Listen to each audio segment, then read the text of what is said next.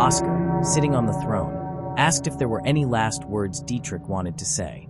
He admitted he would listen because this was the last chance. However, the great criminal said nothing.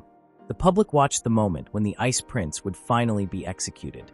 Although it hadn't been long since his coronation, in the end, he was just a young man who had just turned 17. In contrast, his younger brother, Oscar, had a very cheerful disposition. One of the executioners pulled the head, and the other pushed Dietrich's back towards the execution table. One of them lifted Teresa's head, which had been beheaded earlier. For a puppet like Dietrich, this was a fitting end. He smiled because he would never regret it. The fountain in the royal palace courtyard. The place was located in an area that only royal family members could enter. If one offered a gold coin and a prayer there, then the goddess would grant the wish of the person who came. A magical spring unknown to anyone. A girl sneaked through the plants that obstructed the view enough, until she was mesmerized seeing the fountain with a female statue known as the goddess Daria's fountain. She threw a gold coin towards the spout while praying to the compassionate love goddess, Lady Daria. She asked for help to cure her mother's illness. Meanwhile, from the upper floor building facing directly towards the spout, a woman held a whip, then swung it to punish her worthless son. The blows kept hitting his bare back blindly. She asked why Dietrich couldn't handle even something simple. At this rate, Oscar would surpass him, and that fact made his mother even angrier. She stopped after her breath was panting and Dietrich's back was full of bruises, not long after the young man apologized. The woman was the first queen of King Jurgen Estline in the Kingdom of Estline, named Teresa, the eldest daughter of the noble Wallenstein family, which had the greatest influence in the kingdom. Teresa held her aching head. She said she would rest for a moment and quickly left the room. Dietrich turned towards the door where his mother disappeared, then looked down again and sighed. He stood up and put his shirt back on. The current king had two queens. The second queen was Ernesta, the second daughter of Prince Cornelius. She was the opposition side of the noble Wallenstein family. Teresa competed with the second queen, who held all the king's support and gave birth to children at the same time. It was said that to make Dietrich the third prince, she even used medicine to induce premature birth. Teresa, who greatly desired the king's love, but knew she would never truly get it, made her obsessed with controlling Dietrich as if the son was her compensation. The young man put his vest back on and continued walking down the stairs. He knew his mother was a pitiful woman. Teresa instilled in him everything necessary to become a king, and regardless of the results, she was never satisfied and always punished Dietrich. From the beginning, even the desire for affection itself had been instilled in Dietrich with the purpose only for the glory of the family. In other words, a curse. Dietrich couldn't resist the curse because he was Teresa's puppet. He was an obedient son. Teresa forced herself to become queen because she wanted to make Ernesta not understand her place. Humans couldn't resist curses. Dietrich continued to polish himself, as ordered by his mother. If luck was on his side, then he would ascend the throne. If not, he would be ostracized by his younger brother, Oscar. Without ever knowing other people's hearts, Dietrich would die filled with regret. It was ironic that in this cursed kingdom, there was actually a fountain of the compassionate goddess. The young man's steps stopped as he turned to the window. He wondered who the girl near the fountain was. The girl seemed earnest in her prayer, whereas this was a place that only royal family members could enter. Dietrich quickened his pace and opened the door. He was curious what the person was doing, then immediately asked. The girl immediately opened her eyes in surprise, especially since Dietrich approached her directly. She answered that her mother was lying ill. It was said that if one offered a gold coin and prayed at the palace fountain, Goddess Daria would provide help. While Dietrich looked confused because he had never heard that this fountain had such a legend. He thought most likely someone in the girl's family said it just to comfort her. But the young man also crouched down while throwing a coin towards the fountain, making the girl startled and looking at him questioningly. Dietrich said praying together might be more effective than praying alone. Once the coin he threw reached the bottom of the pool, he closed his eyes and prayed. Finally, they prayed together. Before leaving, Dietrich also mentioned his name to answer the girl's question, then left just like that, leaving a shocked gaze accompanying his footsteps, while another man peeked at them from behind the plants in the back. While stepping, Dietrich thought about his reason, someone who had no heart, doing something like that. Whether it was just whim or what. He remembered the girl who prayed wholeheartedly and guessed that it was because he felt a heart he didn't have. Shining silver hair. Golden yellow eyes. with bright red lips shining on transparent white skin. Her figure held warmth in the heart that Dietrich didn't have. The girl talked about feelings towards her mother, where it was a bond not bound by a cursed fate.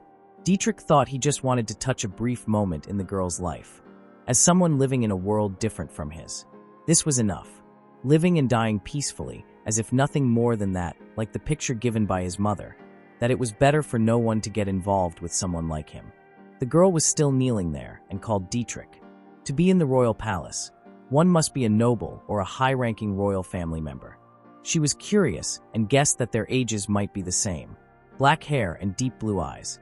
As he stood up, the young man turned, allowing her to see eyes that were so beautiful, but looked very lonely, as if their skin color reflected someone who had given up on everything. Even though he was a good person, that fact was truly sad. If only she could always be by the young man's side and be the one to comfort him. Suddenly a guard came startling her. He asked about the girl's parents and how she could enter this area. The girl admitted she was truly sorry, making the guard who had just arrived in front of her feel strange. A man with long hair tied in bangs on both sides of his face, named Friedenreich, was a bit incredulous hearing the name Dietrich, then sighed. He didn't expect Marguerite could sneak into the royal palace by hiding in his horse carriage. He also informed that Dietrich was the second prince of their kingdom, who competed with Prince Oscar, the first prince, to seize the throne. The girl smiled and confirmed that she had met Dietrich. She also praised him as a good person. The horse carriage continued moving, accompanying the conversation. Ria, a servant, said firmly that Dietrich would not succeed. Marguerite asked if there was something wrong with the young man they were discussing, making the servant feel her mistress was really too protected. Whereas Dietrich was a very famous person, and they said that the young man had no heart. Besides, he was even nicknamed the Cold Prince behind his back. Imagining when the young man accompanied her praying, Marguerite felt calling him the Cold Palace Prince couldn't be true. According to her, Dietrich was a very good man and someone with a warm heart. While her hair was combed by Ria, the girl kept thinking that if the rumor was true, it must be someone in the royal palace who did it. Undoubtedly, she was sure they were the ones who made Dietrich like that. Her hands then held the pajamas she was wearing, then called Ria. Starting now, she told she would study and practice hard both in lessons and studies. Ria only praised it as a very good attitude. However, when Marguerite stated her desire to become Dietrich's bride, Ria immediately screamed in shock. Several years later, in the Estline royal palace, Dietrich stepped calmly. Once at the door, the two guards on both sides of the door immediately opened it. He then informed about the arrival to His Majesty the King and quickly knelt. King Jurgen Estline said today he invited his son because there was something he wanted to discuss. Regarding Dietrich, who was already 13 years old, it was time for him to marry, but it was very difficult to find a suitable young woman. The young man didn't answer at all, his gaze almost empty. Although he was the first heir to the throne, unfortunately no one was willing to marry their daughter to the Cold Prince. It seemed every parent had their own interests they wanted to achieve. However, a few days ago, there was a proposal from Marquis Friedenreich, namely a man the king trusted very much. If it was indeed the wish of a young woman, the king was even ready to arrange a meeting tonight, but he felt such a person didn't exist. Dietrich only bowed respectfully and obeyed his father's wish. For Dietrich, marriage was the same, no matter who the partner was. So, he just obeyed when the servants dressed him. In the end, any princess who willingly accepted a political marriage with the Cold Prince must be very ambitious. Dietrich was sure the girl must carry a curse like his curse. It would be easier if she was a woman who had no heart at all. Dietrich went down the stairs and almost arrived. The king said he would soon introduce him to the daughter of his kingdom's subordinate, Marquis Friedenreich. He showed Marguerite as his fiancée. Seeing the girl with shining silver hair, golden yellow eyes, and bright red lips standing out among her translucent white skin made him shocked. He remembered, the girl was someone he accompanied to pray in front of Goddess Daria's fountain. No doubt, she was the girl from that time. Marguerite immediately knelt in front of the royal star. It was an honor for her to pledge loyalty to His Highness, Prince Dietrich. She also mentioned her name and admitted she greatly longed for this day, the day she could meet the prince. The blushing cheeks were very clear in front of Dietrich. For years ago, Marguerite appeared in front of Dietrich as a fiancée. She moved to the royal palace to receive training as a future queen. The girl brought drinks to the training place for her fiancé. When Dietrich wiped the sweat on his forehead, she knew the prince must be tired after sword training and invited the prince to enjoy the drink she brought. Dietrich only glanced briefly, then left just like that. On another occasion, Marguerite greeted again. She made small talk asking about today's history lesson, because the teacher was looking for Dietrich. However, coldly the prince said that it had nothing to do with the girl, but Marguerite didn't give up and asked him to wait, making him glare and stop his steps. Dietrich turned with a cold gaze and told Marguerite to stop depending on him. He even called the girl annoying. Marguerite glared, she clenched her dress, but then smiled accompanying the prince's departure. No matter how harshly Dietrich treated her, Marguerite's heart remained as warm as when they first met. No matter how sincerely she tried, but the prince bore a shameful nickname that prevented him from giving a firm response to Marguerite. The Ice Prince. Dietrich was a prince as cold as ice who couldn't understand other people's hearts. No one in this palace dared to approach him. He hoped Marguerite also better not approach. Oscar then called. He commented on how cruel his brother's attitude was towards his beautiful fiancée. If it were him, he admitted he would love her very much. Born from the second queen, Ernesta, he was Dietrich's half-brother born only a few days apart from him. With his friendly smile, he was loved by the people around him like sunshine. Dietrich ignored him, but Oscar kept chasing and said that after thinking about it, he remembered seeing her near the garden fountain. Dietrich remained calm, although he actually knew. He said it was impossible for a marquis's daughter to come to the palace garden. Oscar grinned. He gave in while admitting possibly he was wrong. However, he thought he wanted to be close with Marguerite, who was his brother's fiancée. He was really an annoying person, and Dietrich guessed Oscar wanted to try to pull Marguerite to his faction that way. If that happened, then Ernesta would surely be happy too. Oscar just laughed and said indeed his brother liked to joke, but it felt like he stopped immediately when called with a cold and sharp tone. Dietrich stopped his steps and turned, because at least this wasn't a joke and Oscar should know that better than anyone. The younger brother could only sigh in defeat. In time, Marguerite, Oscar, and Dietrich each reached their 15th birthdays and were sent to live at the Royal Academy to continue their studies. However, even after the engagement, Dietrich's attitude remained cold and like a puppet, and slowly, Marguerite's smile began to fade. In the hallway, the girl called and informed that his shirt button was starting to loosen. Dietrich checked the wrist part, and it was true. Marguerite immediately opened a box containing sewing tools and quickly sewed her fiancé's sleeve. Dietrich, who sat side by side with the girl while his sleeve was being sewn, said that Marguerite should leave things like this to the household helpers. It wasn't because of anger or sadness. Marguerite would only talk to him, without expression, whenever the opportunity arose. Dietrich called her a very careless woman when Marguerite bit the thread to break it. Even if she poured all her attention, there was still no benefit that could be obtained. Dietrich looked at his sleeve full of emotion. Dietrich immediately stood up and told Marguerite to back off, because he was the Ice Prince. He felt everyone should know that both nobles and servants kept their distance from him. Marguerite, who had just tidied the sewing tools, turned. She also stood up after putting the box on the table. He said there was no reason for the girl to remain by his side. However, Marguerite refused, making Dietrich turn half his body. Whatever people said, she insisted that her proper place was by her fiancé's side. To comfort and support His Highness's heart, that was the firm resolve she had chosen herself. The statement made him turn his back on Marguerite again. He walked while clenching both fists, ignoring the girl's call. Humans couldn't escape curses. That was the same for everyone, even Teresa. Dietrich lived and would die only as his mother's puppet. Oscar and his mother too. Anyone who married him, through political marriage, would be burdened with a worthless shared life curse and forced to bear it. He thought Marguerite was a woman who never questioned the curse, who didn't even have her own will. That was what he believed. However, Marguerite came to him with a firm resolve of her own will. A guard came in panic and immediately told Dietrich when finding him that His Majesty King Urgent had passed away. His shock couldn't be contained. The young man's steps hurried towards the king's room.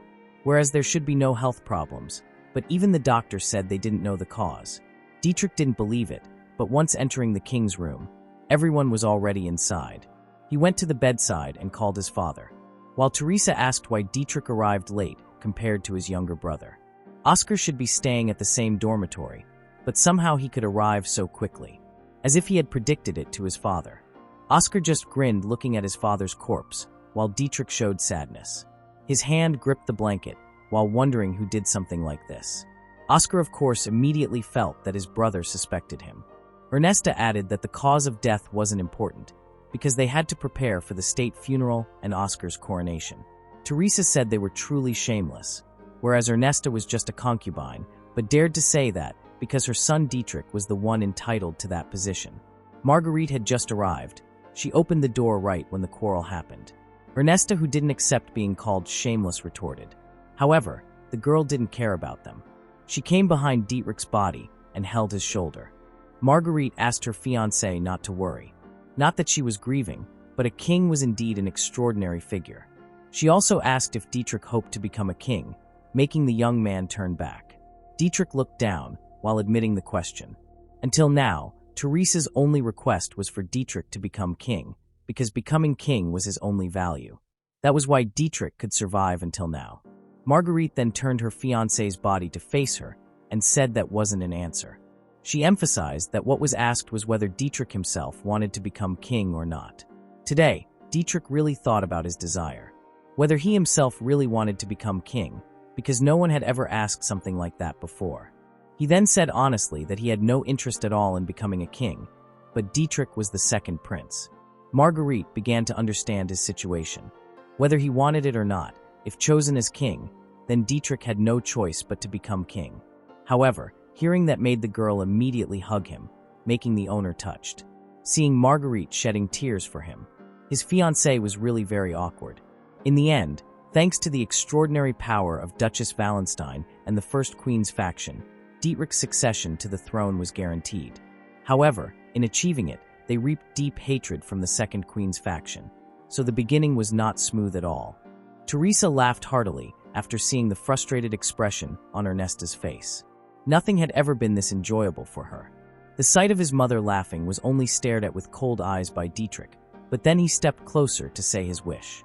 It was really unusual. Her son had a request, so Teresa would listen. She laughed when hearing Dietrich's request whispered to her and agreed too, because that one was troublesome to use. Teresa closed her fan after deciding that she herself would choose someone far more suitable for Dietrich, who would become king. The young man thanked, and all this wasn't a problem. What remained was only ascending the throne and saying a word or two as king. After the coronation ceremony and the crown placement on Dietrich's head. Present here today, on this occasion, he also canceled his engagement with Marguerite. The girl glared in disbelief, but her father immediately embraced her. He glanced briefly back and asked Friedrich to remove Marguerite right now and said she ruined the view. When they left, Dietrich apologized in his heart. To save her from this sinking ship, namely himself, this was the only way. The shadow of their first meeting in the garden, when Marguerite's hopeful gaze after sewing his sleeve button, and last when the girl hugged him in the king's room, all remembered clearly. The only girl who ever moved his heart. He wanted Marguerite to forget him to remove all curses. With those golden yellow eyes, he wanted Marguerite to only see something beautiful. He thought the girl would continue to live happily. Ernesta and Oscar stared sharply when Dietrich and his mother gave speeches. People began gossiping until finally soldiers came storming from various directions. In the royal court, Oscar, who had taken over the position as king, asked his brother, the royal star, to say his last words. However, Dietrich refused. Oscar regretted that, whereas he admitted he would listen because this was the last chance. The public who witnessed the judgment of the Ice Prince began talking about him. Dietrich was still young and had just been crowned king. His nature was indeed different from his younger brother, Oscar, who was more cheerful. One of them lifted Teresa's head, which had been beheaded earlier. For a puppet like Dietrich, this was a fitting end. He smiled because he would never regret it. The only person who ever touched his heart, Marguerite, she was the one. Because she must be living a new life somewhere far away. However, as his head was forced into the guillotine, from the crowd of spectators, he saw the girl wearing a hood with hands clasped. Whatever Marguerite was praying so desperately, Dietrich guessed the girl still hadn't been freed, making him shed tears full of regret. Marguerite cried while praying earnestly. Marguerite was truly an awkward and clumsy woman. Dietrich admitted his foolishness. If he really wanted to save Marguerite's heart, he should have survived no matter what and stayed by her side. But everything was too late. With one hand gesture from Oscar as a code, the beheading was carried out. Blood spurted as his head was cut off. Dietrich truly regretted, along with that the coin in his grip rolled. If he could wish for one thing, what Dietrich wanted was a life spent together with Marguerite. When opening his eyes, Dietrich was startled because he had just woken up from his sleep in the room. His hand moved to hold his head, whereas just now, he felt he was being executed. Confusion overwhelmed. Dietrich, still wearing pajamas, got out of bed and walked towards the mirror, while wondering what actually happened, whereas he clearly remembered when executed. However, here he was now and still alive. He kept feeling his body while looking in the mirror. This slightly younger appearance, as if back to the past. A servant then entered while asking permission and informed that she brought change of clothes. Instead of answering, Dietrich asked about the year, month, and day today. The servant was shocked and confused, but the prince kept pressing. The woman bowed respectfully while apologizing and informed that today was May 20th, 148 Estrine. This time, Dietrich was shocked. No doubt. Currently, he was 13 years old. And today was the day when Marguerite and he were first introduced as fiancés. That day had arrived. Dietrich laughed wryly to mock the situation. Whether Dietrich returned to the past or everything that happened until now was just a dream, that he didn't know. But the young man could do it again, once more. The still confused servant then mentioned about breakfast, whether her master wanted breakfast prepared together with his siblings in the dining room as usual. Dietrich's expression immediately anxious, because remembering around this time. In the past he often ate together with Oscar and his sister Josephine. Honestly, he didn't even want to face them both. He took the change of clothes brought by the servant and decided to eat here alone. Starting tomorrow and onwards, he ordered the servant to bring his breakfast here. He also said he didn't need an attendant or help to dress. After nodding understanding, the servant immediately excused herself. Dietrich opened his shirt, the scars on his back still clearly visible. Tonight, he would meet Marguerite again, someone he had hurt so much in the past life. The young man couldn't force an engagement, and there was no guarantee that Marguerite would remain the same person as before. However, if the girl chose Dietrich as her fiancé once again, this time, he would make sure to make the girl happy. That was the reason why he lived in this world once again. Dietrich had finished putting on his clothes. His steps moved through the corridor, until stopped because Oscar and Josephine called. His half-sister asked why Dietrich didn't come to the dining room this morning. They admitted feeling lonely without him. Dietrich reasoned he just wanted to think alone in his room. Oscar smiled while asking him not to say sad things like that, especially since he and Dietrich were almost like twins. At least Josephine wanted to invite him to enjoy breakfast together, while smiling broadly. Dietrich was speechless seeing their smiles like that. Whereas this smile one day would send Dietrich to the guillotine, it was indeed impressive. Dietrich then turned to leave, while saying that unfortunately, there might not be such opportunities again. His two half-siblings were immediately shocked. Oscar even asked the meaning of that statement. In the end, he had to think of a way to get rid of them. However, currently, that wasn't the priority. He wanted to meet Marguerite as soon as possible. Dietrich went down the stairs and was immediately greeted by his father's voice asking permission to introduce the eldest daughter of the loyal Frederik Marquis family as a follower, who would become his fiancée. Like in the past, Marguerite also immediately bowed respectfully to the star in this kingdom and admitted it was very honorable to meet him. Shining silver hair, golden yellow eyes. Marguerite admitted she had been waiting for the day she could meet him. She prayed for Dietrich, even until his last moments losing life.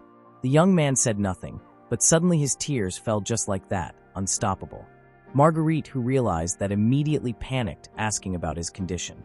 Dietrich quickly apologized while wiping tears and reasoned that he was captivated by the beauty of the person in front of him. Instantly, Marguerite's face blushed red. Her slender hand also covered her mouth in shock. This time, Dietrich also bowed respectfully while holding out his hand and said he felt honored to meet the girl for the first time, then mentioned his name. Marguerite accepted the outstretched hand, making Dietrich immediately kiss it while saying welcome wholeheartedly, from the deepest heart. The two walked towards the garden, while King Jurgen Estline and Marquis Frederik chatted inside. The king admitted he was surprised because his son usually rarely showed emotions. The Marquis was equally surprised when his daughter said she wanted to come here. He said possibly there was a special bond between the two. Dietrich guided Marguerite gently and politely. The young man said that ahead lay his favorite garden, then invited the lady to rest there for a moment. Marguerite confirmed that Dietrich really called her lady, but the young man misunderstood and apologized because he thought his steps were too fast. The girl immediately denied and diverted the topic to the mentioned garden. Oscar suddenly interrupted, directly asking about the young woman beside his brother. In the previous life, Dietrich was too indifferent to realize it, but even at such a young age, Oscar was already watching him. He then hurriedly invited Marguerite to leave, but his half-brother kept holding and said, if it was known that Dietrich had brought an unknown woman of suspicious origin to the palace, it would damage the royal family's dignity. One of Dietrich's eyebrows raised, while the other lowered as he turned.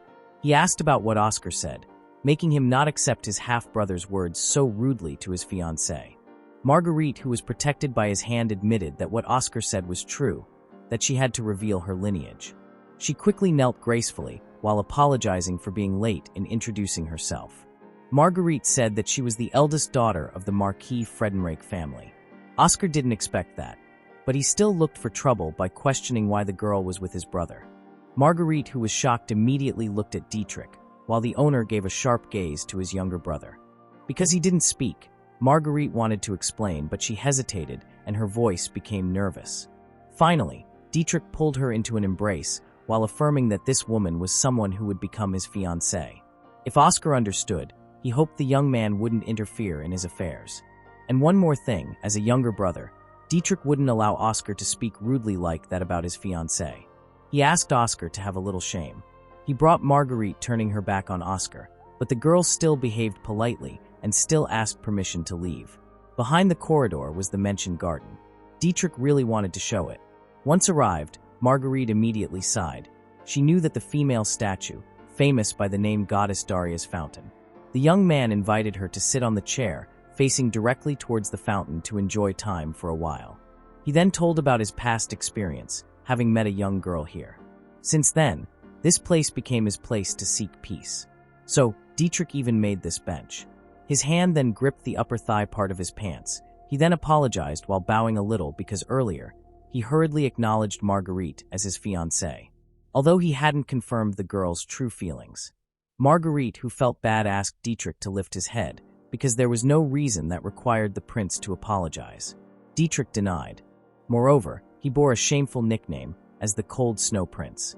Marguerite would be forced to undergo harsh training to become queen, and inevitably dragged into the unseen darkness of the royal palace.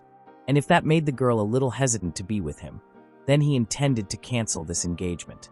Marguerite only stared while digesting sentence by sentence that came from Dietrich's lips with an incredulous gaze. That was why he wanted the girl to tell him.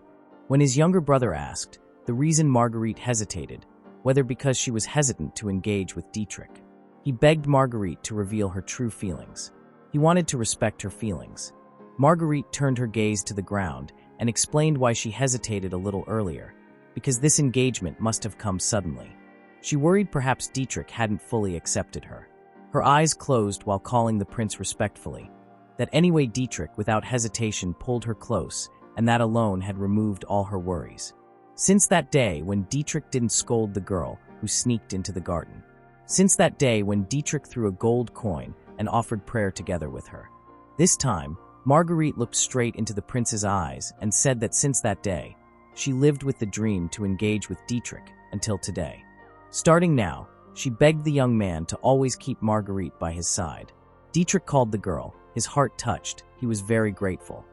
Dietrich promised that for the rest of his life, he would devote himself to Marguerite and make her truly happy.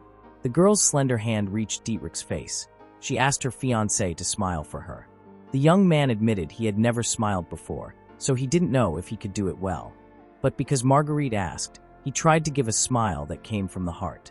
Marguerite smiled happily seeing it, even crying full of emotion. Because both had officially decided the engagement, Dietrich invited to immediately report it to His Majesty the King and the Marquis. The girl of course agreed. This time, Dietrich who reached the girl's face and said before they reported that Marguerite better apply something cold to her swollen eyes. The two then turned to Goddess Daria's statue and thanked for granting this miracle to him. A short-haired woman came to Dietrich's room. She claimed to be named Van Rushahat.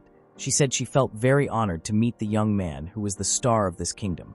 Starting today, she was the one who would take care of the prince's daily needs. For today, Dietrich only asked her to tidy things and rest. The bespectacled girl said that her master's concern was greatly appreciated.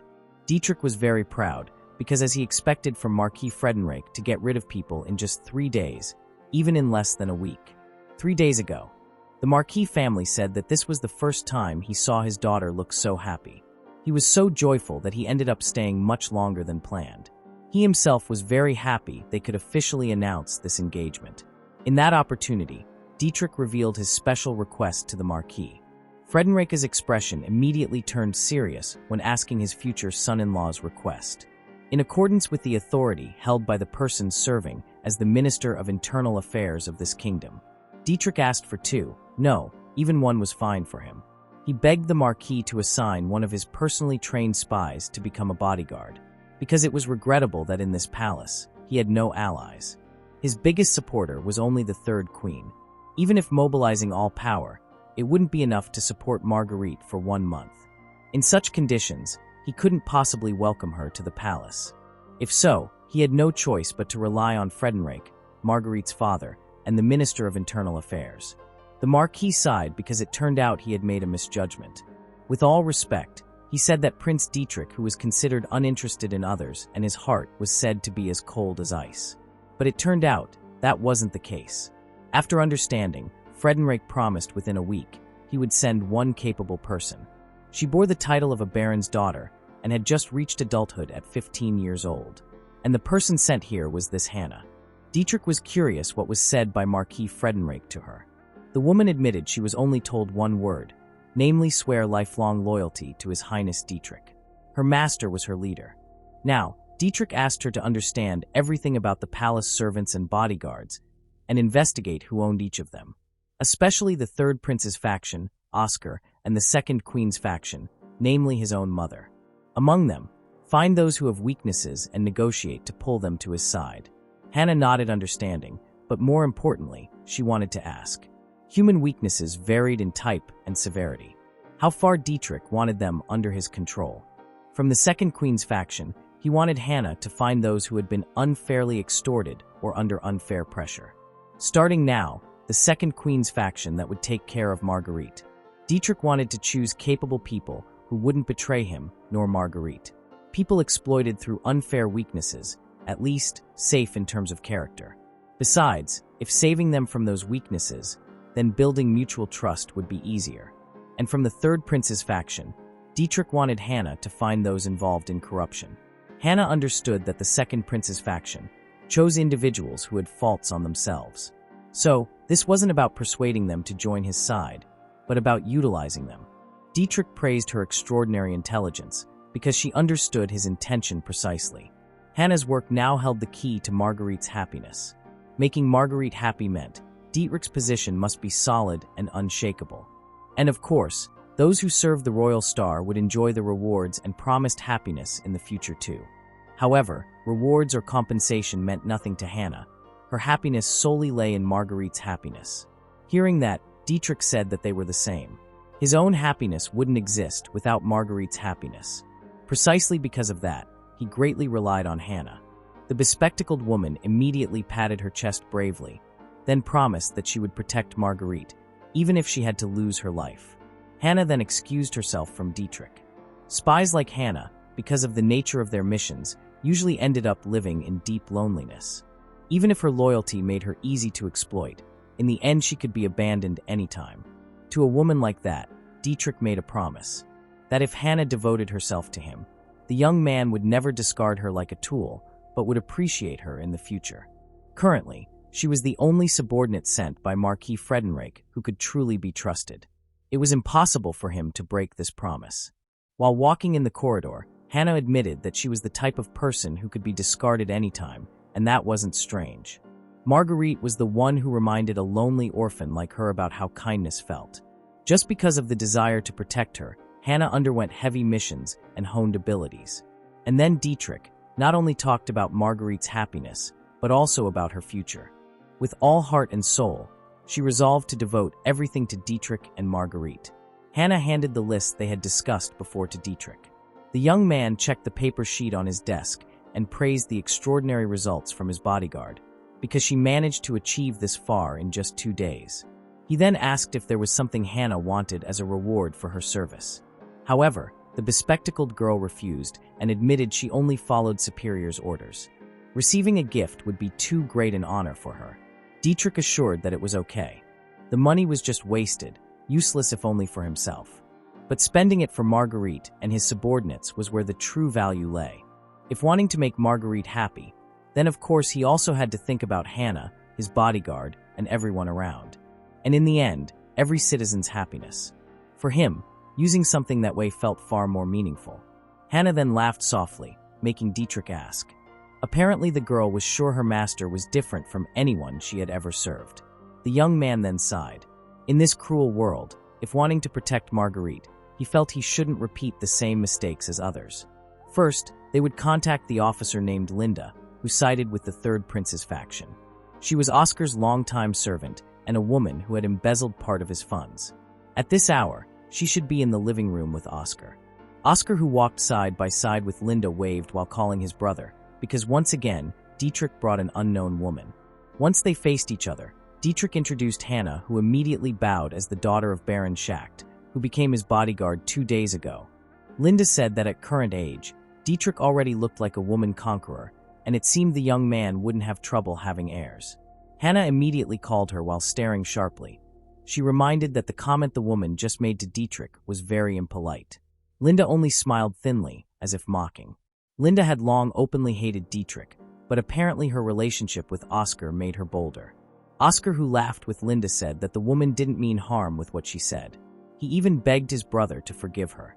However, when Dietrich asked the reason why he had to forgive the woman, made the two who were laughing hard immediately stop.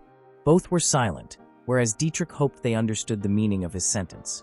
He then repeated more clearly by asking why he had to forgive such an insult to the first prince. Dietrich then called a guard and informed that Linda had shown insult to him, and ordered the soldier to throw her immediately into the underground prison. Linda immediately prostrated, full of regret, and admitted her mistake. Oscar also helped persuade his brother to forgive the woman. This time, Dietrich would forgive her for Oscar's sake, but only this once. He told Linda to engrave that in her heart. The woman agreed and was very grateful for his generosity. Dietrich then left, followed by Hannah. Everything went as hoped. If Dietrich comforted her with the facts of the embezzlement she did and kept pressuring her, Linda would surely obey. After a while, he called Linda to the room. The woman was still trembling in fear when saying that she would obey the prince's orders. Dietrich asked her not to be too afraid, because he only wanted a small request, namely something simple. Starting today, he wanted Linda to regularly report Nestor's daily activities. Something like with whom Nestor met and what he talked about. Linda, who was still overwhelmed by fear, could only agree. Not forgetting, Dietrich also gave a gift for her, as someone who had sworn loyalty to him. He signaled Hannah, and the bespectacled girl immediately opened a pouch containing gold coins, making Linda smile happily. Dietrich greatly relied on her. They watched Linda's departure, who looked very happy while carrying the pouch. Hannah didn't believe that the woman was someone very easy to handle, but clearly Linda wasn't the person Dietrich wanted by his side. The young man sighed, then read the paper in his hand. The next plan was to win the Second Queen's faction. He asked Hannah to go meet Nora Lish. Although she was a viscount's daughter, Nora held a position more like a servant than an attendant. Serving Marguerite might be a bit inappropriate for her. Indeed, the fact that the viscount's daughter had fallen to servant status clearly showed that the Viscount Riche family had no power. However, in fact, Nora might be the one there to become one of the allies. It seemed Nora's family, the Viscount Riche family, had accumulated debt to Marquis Calengel, the foreign minister. And Marquis Calengel was the leader of the Third Prince's faction. The Third Queen considered Nora worthless and didn't employ her herself. The only reason the Third Queen employed Nora was because she was pressured by the First Queen. Considering the palace situation, it wasn't her own will. Hannah then reminded that doing that would surely cause Marquis Calengel's hatred. However, Dietrich didn't mind, because this was a good opportunity to get rid of Marquis Calengel. Seeing Hannah's smile that looked very happy made Dietrich feel puzzled and asked. The girl then informed that the neutral Fredenreich family and the Calengel family had a hostile relationship. As a member of the Fredenreich family, Hannah conveyed thanks for His Highness Prince Dietrich's decision. The young man laughed, because he also wanted to maintain good relations with Friedenreich, who would become his in-law. There were many things unknown in the previous life. He thought everything happened because of Oscar's intrigue, but if not so powerless and passive, the result might be different. Dietrich immediately ordered Hannah to invite Nora. Nora looked scared when saying that Kalengel was like a devil. First, the business that caused her father's debt was something proposed by Marquis Kalengel. The kind-hearted Viscount Riche agreed and used the precious mountain that had been protected by their family for generations as collateral to raise funds. However, the business failed totally, and somehow the claim ended up in Marquis Kalengel's hands. Nora even cried when telling her family problems. The demands for repayment were relentless.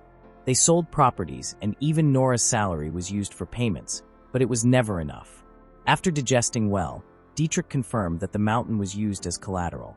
Nora confirmed it. It was said to be a sacred mountain where goddess Daria descended. Its name was Mount Grosshorn. Dietrich called having heard about that mountain. In the previous life, not long after entering the Royal Academy, this mountain was where Marquis Kalengel found a gold vein and accumulated enormous wealth. So, the Marquis knew there was a gold vein in the mountain, then set a trap.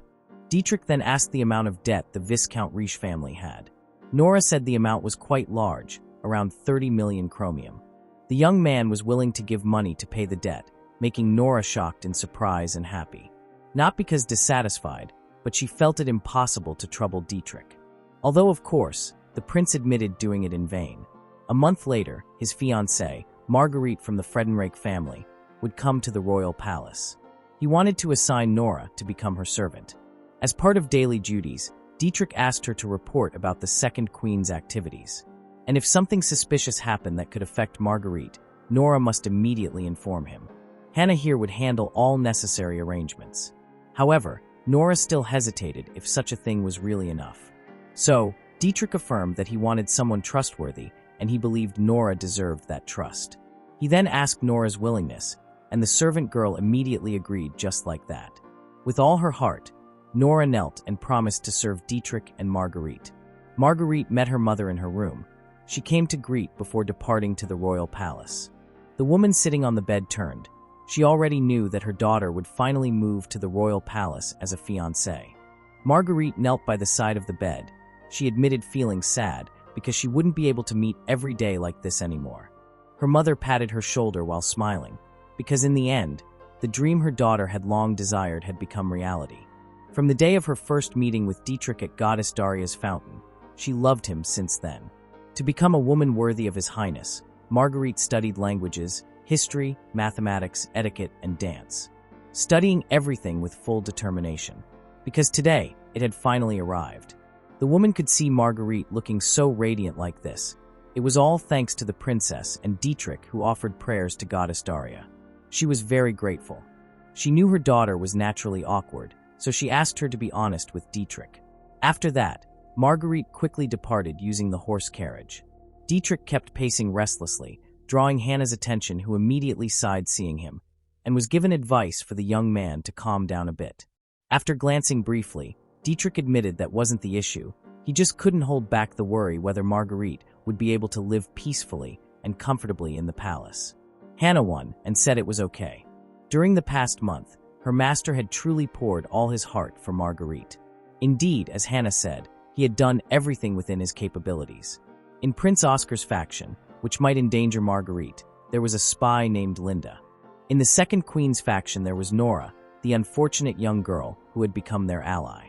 These two people informed Dietrich about the movements of each faction. From food menus to room decorations, they asked about the Friedenreich family's preferences. Everything had been prepared for Marguerite. For the engagement announcement party a week later, Marguerite's dress was also made perfectly by the best tailor in the country. Hannah served warm drinks for her master, while asking if it was really necessary to provide dresses, even for her and Nora. Dietrich asked what she meant, because according to him, it was natural for them to dress neatly when serving by Marguerite's side. Both Hannah and Nora were women deserving of the best dresses. The bespectacled girl was shocked hearing her master's words. Her cheeks blushed shyly. Anyway, this engagement party would also be a politically important key. Hannah agreed because the Oscar faction's efforts to weaken the Second Queen's faction were intensifying. Even until today, under the pretext of a private meeting in the palace, Oscar apparently held a secret meeting with Count Raymeyer, namely the Knight Commander of the Second Queen's faction. The Second Queen's faction and Oscar's faction, which had divided power among the nobles. Currently, almost no nobles remained in the Second Queen's faction. The only remaining support was his natal family, namely the Duke Wallenstein family. And currently, Dietrich's supporters were Marguerite's family, Marquis Frederick and Nora's family, Viscount of Riche. He planned to soon form his own faction. But for now, he had to focus on welcoming Marguerite. After putting down his cup, Dietrich stepped towards the window and saw the carriage carrying his fiancée had arrived. Dietrich directly welcomed Marguerite's arrival. He walked to the carriage and offered his hand to help the girl get down. Marguerite accepted it happily. She immediately received a welcome to the royal palace. Dietrich held her hand to enter. First, they would face His Majesty the King and Her Majesty the Queen. After that, he would introduce Marguerite to those who would serve by her side. While following Dietrich, who held her hand, Marguerite kept staring at her fiancé, until the time the young man threw a sweet smile. The girl's cheeks immediately blushed and quickly turned away. She asked Dietrich not to look at her like that. The young man quickly pulled his hand, then stroked her head while apologizing. Dietrich was truly adorable, making Marguerite unable to hold back from being captivated by him. She really almost fainted because of it. Unfortunately, Hannah and Frederick watched the scene. In front of the king, Dietrich said his arrival to report that Marguerite, his fiancée, had arrived safely at the royal palace. Marguerite immediately conveyed greetings with full respect to His Majesty, the crown prince of the kingdom, while bowing and introducing herself. The king welcomed her, but the gazes from the two queens looked unfriendly. Teresa said Marguerite's education would be her responsibility because she was Dietrich's mother. According to the queen's orders, Marguerite was ready to try her best to become a bride worthy of Prince Dietrich. Ernesta could only laugh softly behind her fan hearing the interaction. Claiming that the girl was worthy in front of Dietrich, she mocked it because it was truly a very easy goal that Marguerite had set for herself. Teresa, of course, immediately retorted. She called Ernesta impudent and accused her of mocking Dietrich. She also alluded to her position as the second queen.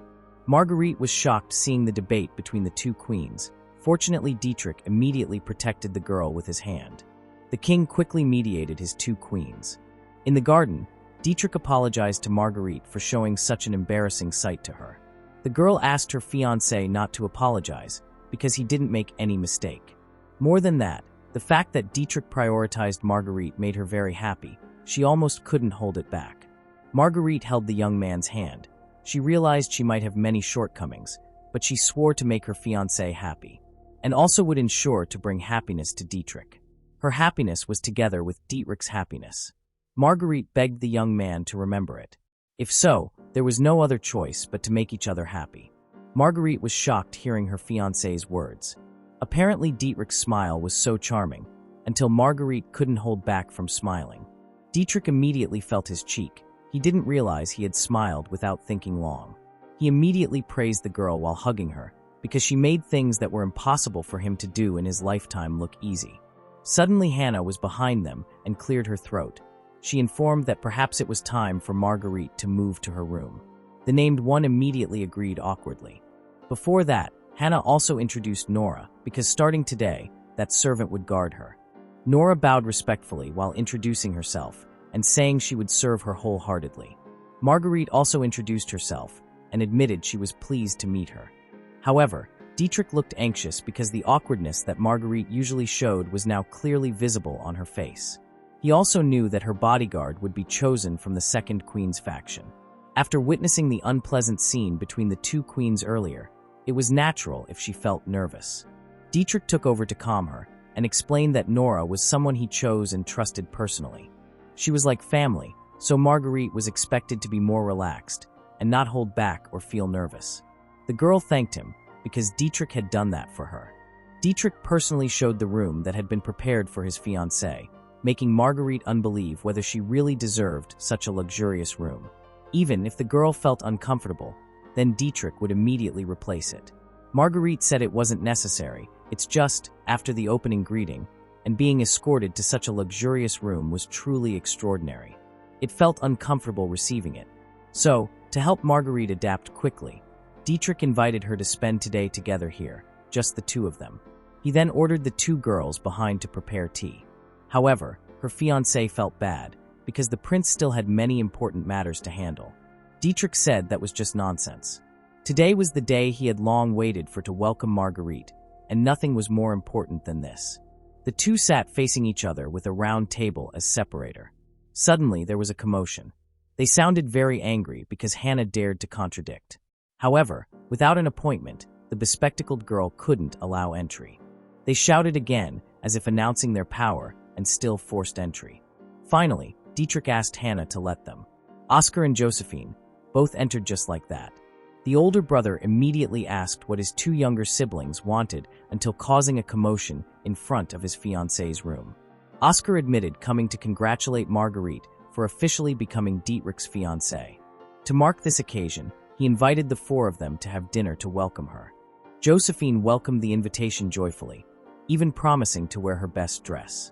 However, Dietrich had decided that he and Marguerite would have dinner alone. Oscar sighed because it felt very lonely, whereas eating would be more enjoyable if many people ate together. Unfortunately, the second prince admitted he wasn't so sure about that. So, he asked about what was enjoyable from a meal without conversation, no matter how many people present.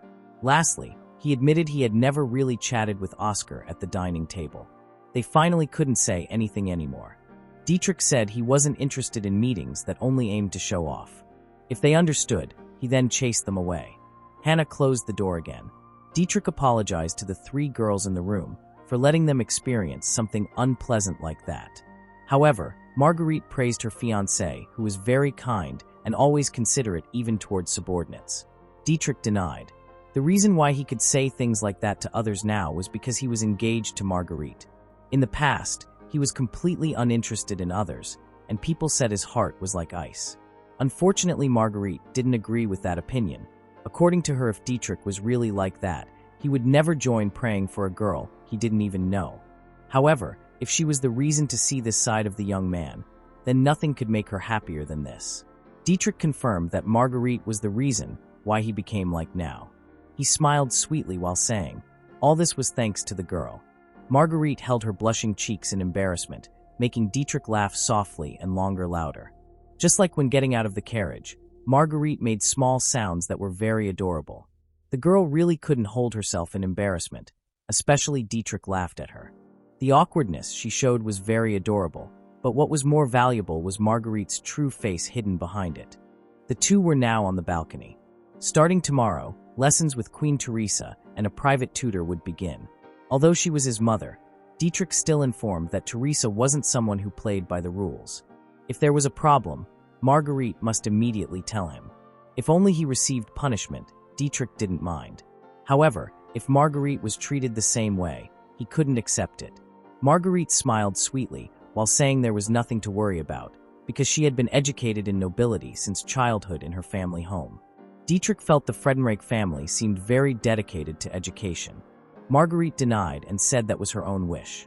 Since that day, she admitted always praying at that fountain, and her dream always wanted to become Dietrich's wife. The young man was shocked, because what Marguerite wanted wasn't to become a queen, but to become his wife. Surely it was already like this in the previous life. However, how foolish he was for only realizing it now. Once again, he admitted truly happy from the bottom of his heart because he could make her his wife. If so, Dietrich became curious and asked Marguerite to tell what wish crossed her mind now. The girl immediately raised both hands, because there was nothing more to hope for. Dietrich couldn't accept it. If wanting to become his wife, he wanted at least Marguerite to be able to express her selfish wish. If so, the Friedenreich princess wanted Dietrich to call her name. Without any additions, she just wanted to be called Marguerite only. The woman who would become Dietrich's wife, even her selfish nature, was adorable. The young man reached his fiancée's hand and quickly knelt. While kissing the back of her hand, he called her, "My dear Marguerite," and promised to protect her for life. Morning on the second day since his fiancée's arrival at the royal palace, Dietrich returned to Marguerite's room to accompany her breakfast. Hannah served food on the table, while Dietrich reminded Marguerite not to force herself on the first day, making the girl laugh because this was the third time the young man said it. He was too protective because he loved her very much. Starting today, Marguerite's consort training began. The girl smiled, but Dietrich still felt worried. Setting himself aside, he asked about the plans the prince had today. The young man answered his activities as usual. He would attend language and geography lessons, then sword training. While sipping her tea, Marguerite reminded Dietrich not to force himself too. The young man replied by saying Marguerite also should just relax. Especially the girl's sentence was his message earlier. Marguerite laughed softly. She admitted never imagining the prince would become this overprotective. Dietrich only growled, but in his heart he had no choice, because Marguerite was the most important person in the world to him. Hannah, standing behind them, said that her two masters were too sweet. Nora also smiled. After breakfast, the two walked around the palace. Dietrich said guidance from consort Teresa was sincere and more than enough. That was already too much for Marguerite, but the young man wanted her to remember it. After that finished, he also invited her to have lunch together too. Marguerite smiled happily and of course agreed. Dietrich sat pensively while propping his chin, while the teacher in front kept babbling. That made the bespectacled man annoyed, because apparently the prince wasn't listening. He only agreed, but his mind wandered elsewhere. Whereas about studying, he had mastered it in the previous life. Reviewing basic things that were fully understood was useless. More importantly, worry about Marguerite now. He thought they wouldn't give unreasonable pressure on her from the first day, but the person he was facing was the third consort. If she tried to impose unreasonable demands on Marguerite just to get revenge on the third queen and make her fall into the same trap as he did. Dietrich was startled thinking about it.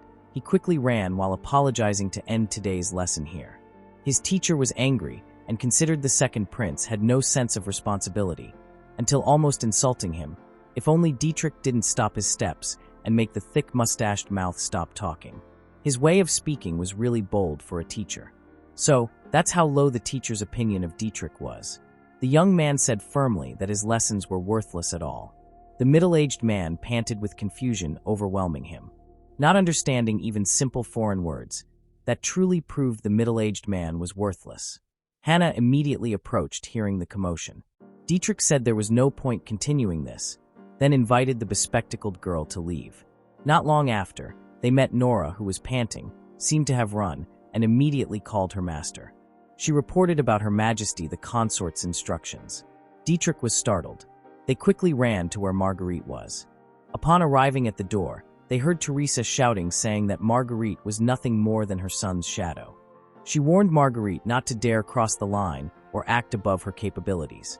As feared, this was not guidance at all, but continuous harassment. Although Teresa was his mother, Dietrich still couldn't let this continue. He opened the door hard while calling his mother and asking what she was doing. He told her to back off immediately. Teresa shouted, saying she was teaching Marguerite the right mindset as a consort. Marguerite, who was also shocked, called her fiancé.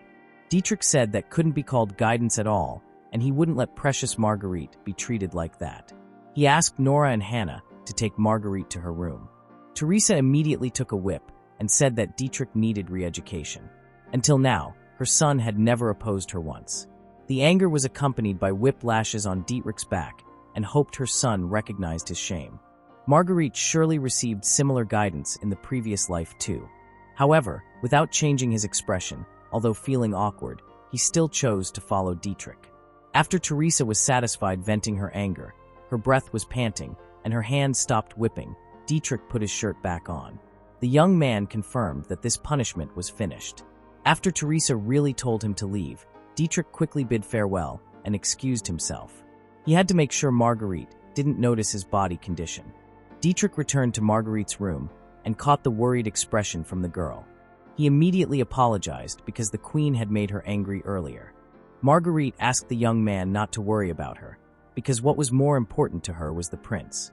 Dietrich admitted nothing happened, and there was nothing to worry about. Starting now, Marguerite didn't need to follow consort Teresa's instructions anymore. He promised to report it directly to His Majesty the King and asked Marguerite to rest until lunchtime. The girl was about to object, but Dietrich hurriedly reached her hand and kissed it.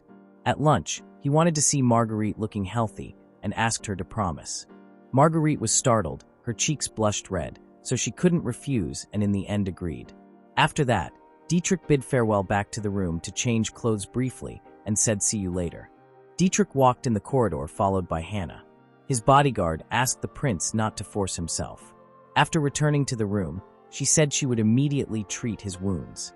Dietrich turned back while sighing because apparently Hannah noticed, then asked the girl to keep it secret from Marguerite. Upon arriving at the room, Hannah immediately opened the medicine box, cut bandages, and treated him. Regarding the wounds on Dietrich's back, she promised not to tell anyone. The young man turned when Hannah seemed to want a reward. The bespectacled girl looked hesitant, until she finally promised to keep this completely secret. Marguerite spooned her food and smiled happily, while saying it was very delicious. Dietrich was glad to hear it, even required the girl to eat a lot. Her fiancé laughed softly and said later she would become fat. Dietrich didn't know that, but for him, Marguerite looked too thin. That was more worrying. If so, Marguerite admitted she would try to remain moderate. Dietrich was happy seeing his fiancé's cheerful face. The girl didn't need to know anything, and he hoped Marguerite continued smiling like that. Marguerite said to Hannah and Nora that now here was comfortable, then asked them to bring history textbooks for this afternoon's lesson to her room as usual. The two nodded understanding. Dietrich closed his eyes relieved, because as expected from Marguerite, who was so diligent in her studies. Suddenly Marguerite stood from her seat and asked about what was wrong in this world. Her tears fell streaming. She asked why the prince had to be hurt for someone like her. Dietrich was shocked. He didn't expect the girl would know. In Her Highness Theresa's private room, Marguerite saw a whip lying just like that. She immediately rushed into the prince's embrace, because when returning, her fiancé's expression looked so sad and impossible she wouldn't notice. So, Dietrich began to understand that the gaze Marguerite gave when objecting earlier, as if wanting to say something, and it was because she had noticed. Whereas he had proclaimed himself for not showing expression changes enough to be called the cold prince. Marguerite begged him. She asked Dietrich to stop hurting himself for her. The girl's cry truly hit his heart, making Dietrich speechless. He admitted himself the coward and fool. Marguerite could just remain smiling like a doll, without realizing anything. However, she wasn't just an innocent and naive girl. After understanding everything, Dietrich released the hug. If he truly cared about Marguerite, then he couldn't let his own wounds bring sadness to the girl. He didn't want to make the same mistake again. His thanks ended their interaction. Hannah walked following her master's steps, while asking if Dietrich really intended to continue this afternoon's training. The young man asked her not to worry.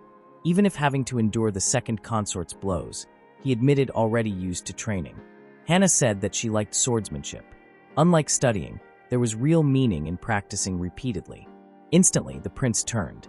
Upon arriving at the training place, a long-haired man admitted having waited for Dietrich. He was the instructor, Vice Knight Commander of the Kingdom, Gustav Schmidtbever. In the Estrine Kingdom, the Knight Commander position was inherited hereditarily among nobles. However, regardless of noble or commoner origin, the Vice Commander chosen for his extraordinary ability, said to be the strongest knight in the kingdom. He rose from a commoner to head knight. He was the man Dietrich also trusted.